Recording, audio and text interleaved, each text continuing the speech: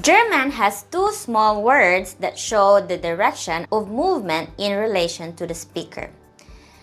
Hin means away from the speaker, her means toward the speaker.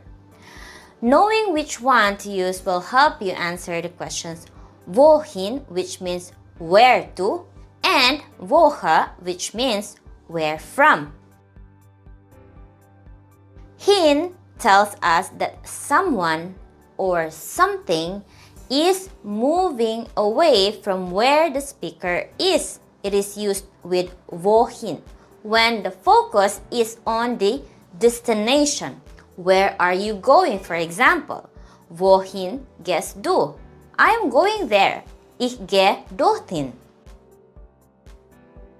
Here tells us that someone or something is moving toward the speaker. It is used with woher when the focus is on the origin.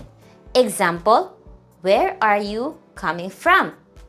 Woher kommst du? I am coming from there. Ich komme von dorther. Remember, use hin for movement away from the speaker.